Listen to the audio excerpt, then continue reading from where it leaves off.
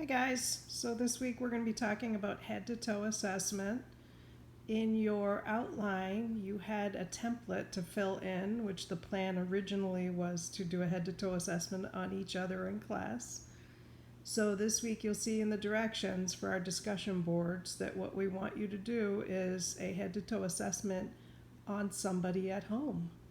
And you're going to videotape it and you're going to upload that video into the discussion board.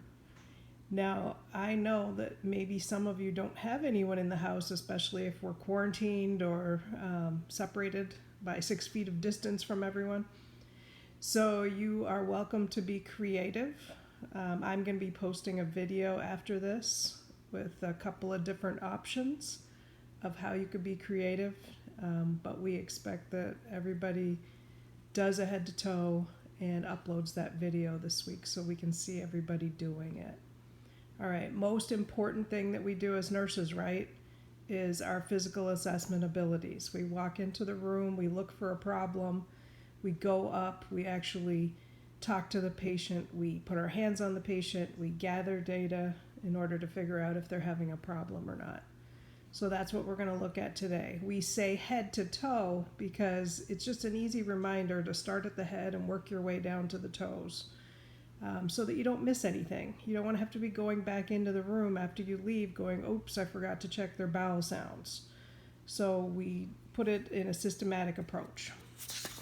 All right. I like to start with vital signs, and you like my window. That is hopefully a friendly reminder that the vital signs of the patient are the window into their body. So we can't see their blood pressure. We can't see their, oxygenation level. But if we check their vital signs and we do it accurately, that gives us some really important data that we otherwise wouldn't be able to see. All right, so just some friendly reminders about the vital signs. So blood pressure, if you don't have a blood pressure cuff at home, sometime, this year, order one on Amazon or eBay or from Walmart.com. They're pretty cheap, so that you can be practicing taking blood pressures on people. Somebody's blood pressure is too high, it can be dangerous, right? Somebody's blood pressure is too low, they're not getting enough blood to their vital organs. So being able to take an accurate blood pressure is critical. Pulse or heart rate. Again, taking an accurate measurement of somebody's heart rate, knowing whether it's regular or irregular. Remember what we mean by regular or irregular. Regular is a regular beat, like the beat of a drum. It comes at regular intervals. If you're feeling somebody's radial pulse and it's irregular, meaning you feel something like beat, beat, beat, beat, beat, beat, beat, beat, and it's skipping beats or adding beats, something's not right with the electrical activity of their heart. So you always, if they have an irregular radial pulse, you're going to listen to an apical pulse. You're going to do that for a full minute. Because if it's irregular, you're not going to catch the accurate amount of beats if you just go for 15 seconds or 30 seconds. You have to do the full minute. You're going to learn in your final semester the electrical activity of the heart and all those abnormal arrhythmias or dysrhythmias, they call them. But we want you just to be able to identify that. And then going back to heart, the pulse, the heart rate, similar with blood pressure, if the heart rate is too slow, they're not going to get good perfusion to their vital organs. The same thing goes if their heart is beating too fast, because if your heart's beating 150 beats a minute, that muscle's not opening up. Those ventricles aren't opening up enough to fill with blood in between each beat. So you're not getting good perfusion to your vital organs. So again, another important assessment. Respiratory rate, other, details of getting a respiratory assessment we'll talk about in a minute. But think about that respiratory rate for a normal adult who's at rest, who's not doing anything physical, who didn't just climb up 5 flights of stairs, should be somewhere in that normal range, right? Should be somewhere 12 to 20-ish. If their respiratory rate is 22 and they're sitting at rest, that's okay. Don't freak out. Look at them.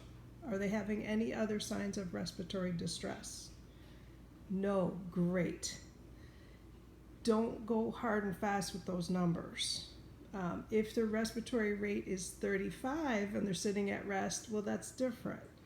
For some reason, they're breathing very fast. That means their brain's not getting enough oxygen, driving them to breathe faster.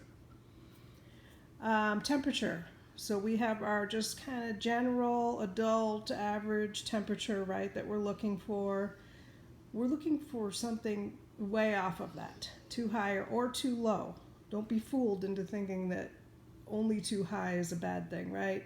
Too high, we're thinking that they're having a fever from some type of infection or inflammatory thing, something's going on in the body, but too low is also very dangerous.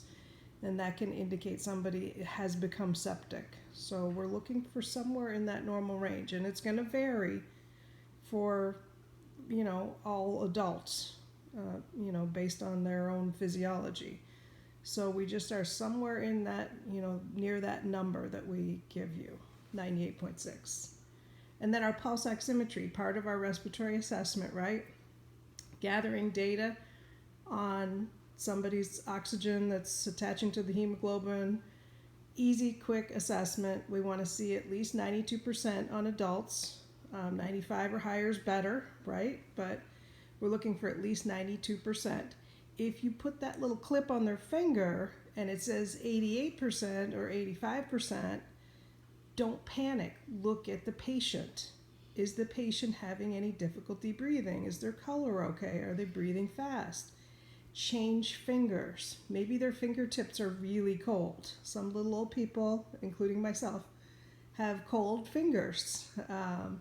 So warm up their hands. Check a different finger. Do they have a bunch of nail polish on? Because that can affect the reading.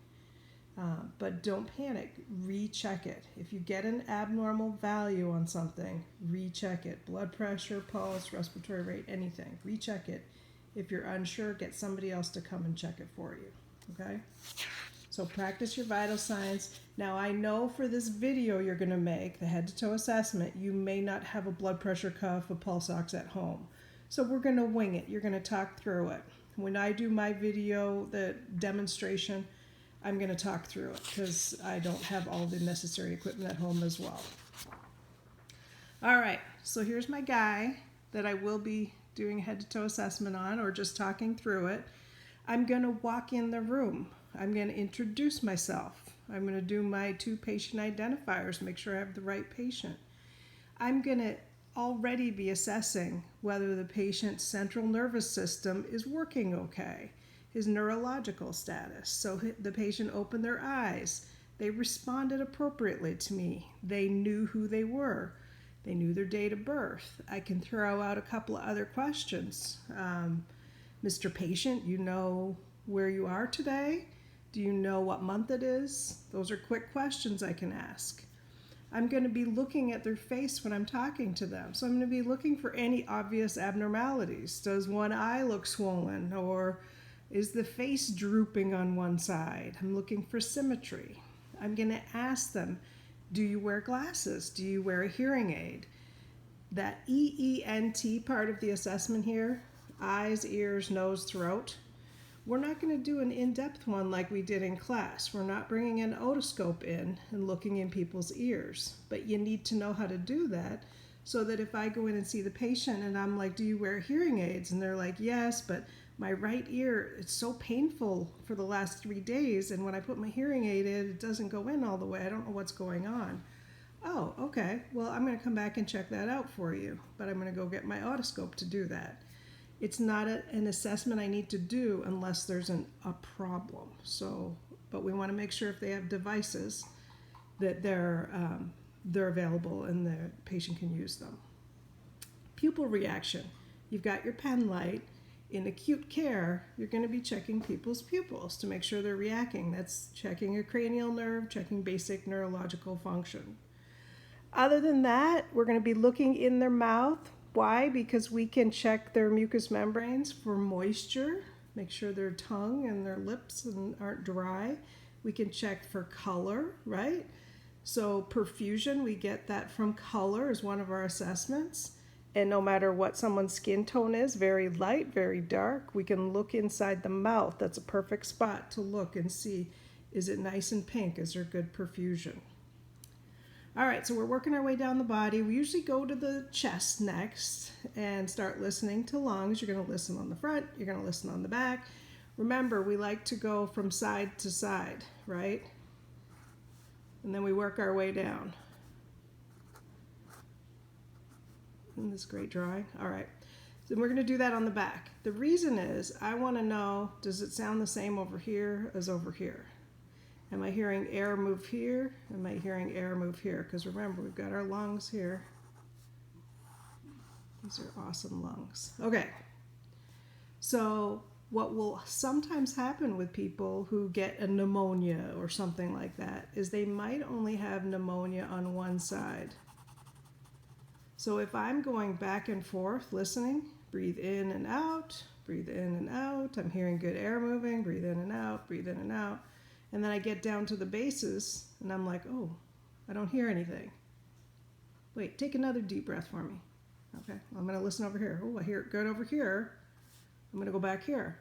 All right. The breath sounds are diminished on this side.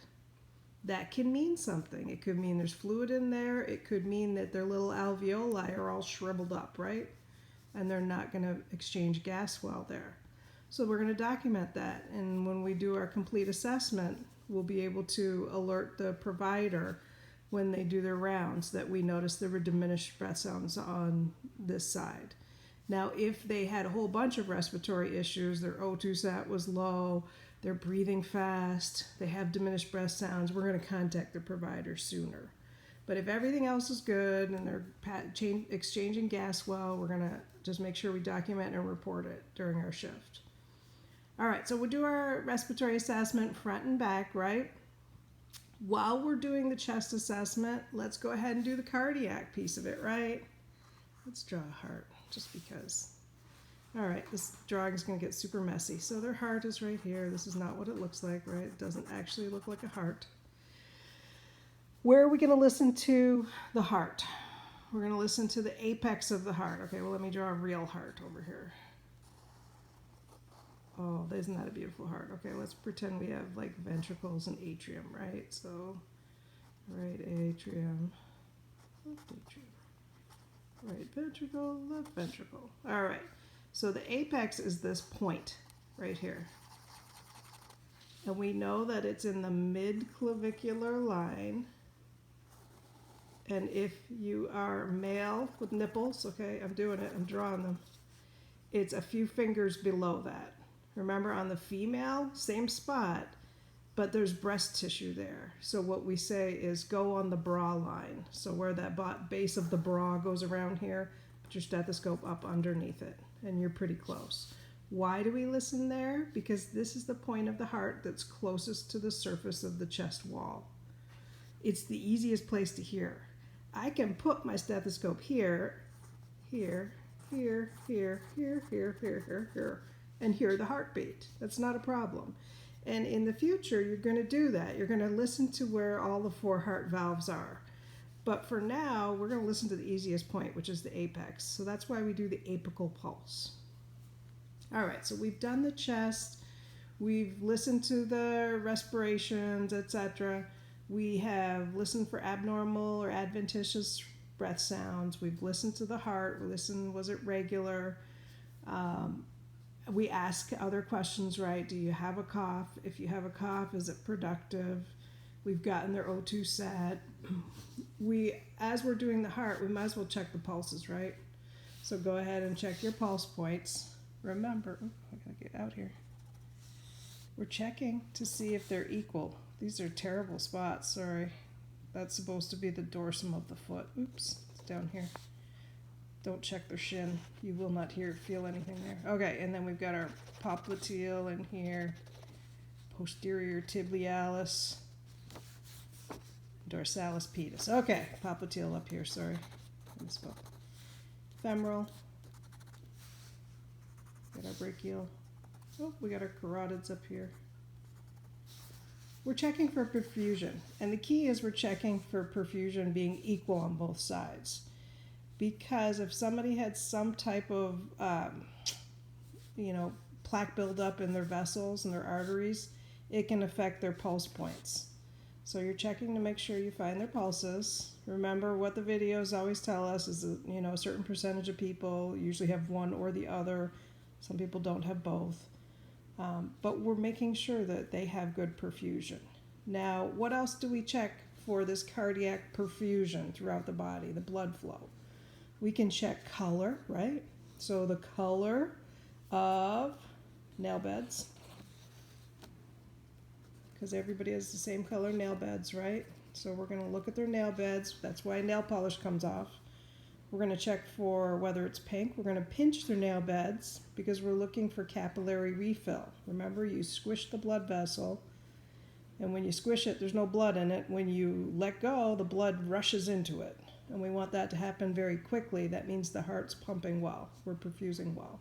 So less than 3 seconds, that capillary refill should fill back up. We're good with that. All right, so cardiac, that's all thinking going to the body parts, right? Our arteries. What about veins coming back? How can we check for venous return? Well, the best way is really, are they showing any signs that the blood is not returning well, meaning fluid is backing up?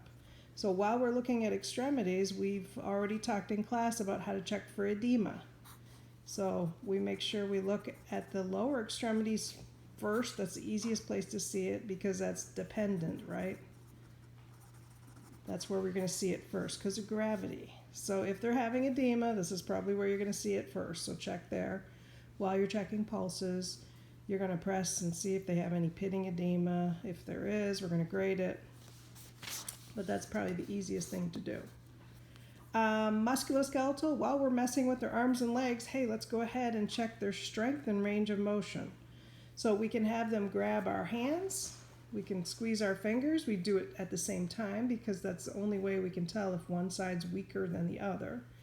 And with their feet or legs, we can have them push their feet against our hands and we can feel for strength. We can have them lift their arms up and hold them up, lift their legs up, hold them up. We want to see some range of motion. We want to ask them throughout this if they're having any pain with any movement. And that'll give us a good indicator. We also can see this if they are able to get up. We'll be able to see their strength and their gait and their stability when they're standing, their balance. But we can do our general strength assessment, range of motion assessment while they're lying in bed. All right, then we move on to bowel and bladder. So let's take care of this. So we're going to, with their bowel, we're going to look at their abdomen. I'm going to lift their gown, sir. I'm going to, be checking your belly. Let's see what it looks like. Are you having any issues? Do you have any nausea, vomiting? Have you had any diarrhea? When was your last BM? Those are important questions. We're going to listen before we touch them, right? So we looked. Now we're going to listen. We're going to listen in all 4 quadrants. We're going to listen for a little bit because we want to hear some motion. We want to hear peristalsis. We want to hear bowel sounds. So we're going to be able to document that we hear bowel sounds in all 4 quadrants. Sometimes it takes a bit. So we're going to wait until we hear it. We're going to then do our palpation and percussion. With then the urinary system, if they have a catheter in, great, we can see the color of their urine. If not, we have to ask them to save their urine for us. If it's a male, they'll typically have a urinal at the bedside that they can use, or they could even bring it in the bathroom if they're allowed. For all patients, we can put what's called a hat. It's a plastic device that sits in the toilet, and it has markings on it to measure the amount of urine. And we have to just instruct patients when they get up and go to the bathroom, they have to urinate in this plastic hat so that we can measure it, not just for the number, but we also want to look at it for the color and the clarity. We want to ask them if they have any issues with urinating, any burning, pain, discomfort, anything like that. And then our skin assessment we're doing while we did just everything else. We saw their whole body while we were doing all of this. We had them flipped on their side so we can listen to their respiratory system from the back side as well as the front. So we were looking for rashes, cuts, bruises, we're looking to see if they have incisions or drains or anything like that, because we're going to be documenting about those. So we're eyeballing everything while we are doing all of our other system assessments. So we don't need to say, okay, sir, now I'm going to do an entire skin check on you. We're going to be doing it at the same time we do other things. Now I'm going to be posting on Blackboard a sample of a couple of different physical head-to-toe assessments that nurses do in the hospitals. Please don't feel like you have to print them out or try to fill them in. I want you to look at them though, because what we've taught you this semester is about half of the actual assessment. So you're still going to get more details as you go along, more in-depth neurological assessment, more in-depth cardiac assessment, and you're going to be putting all those into practice when you start working as a nurse. So we're just doing the basics, and that's what we want you to focus on. All right, so the other thing I'm going to mention just in this video, I had a paper from the outline, just in case there's any questions. Again, with our paperwork that's in your outline, you can use it as a guideline, but that it's like 4 or 5 pages long of a head-to-toe assessment. It uses the, the otoscope. It has us doing the Snellen test. I mean, I think it's just got us going way in depth, and we're not going to be doing that in these videos that we're making. We're going to keep it simple. Basically, what I just did there, we're going to work through that.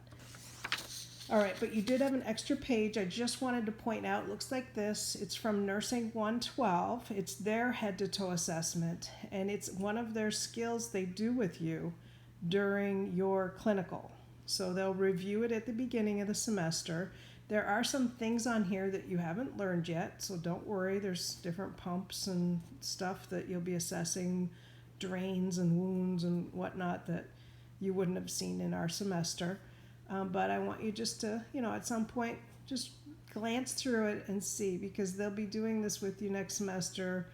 You're going to be tested on this. It's one of your clinical skills. So don't freak out about that. You'll have plenty of time to practice.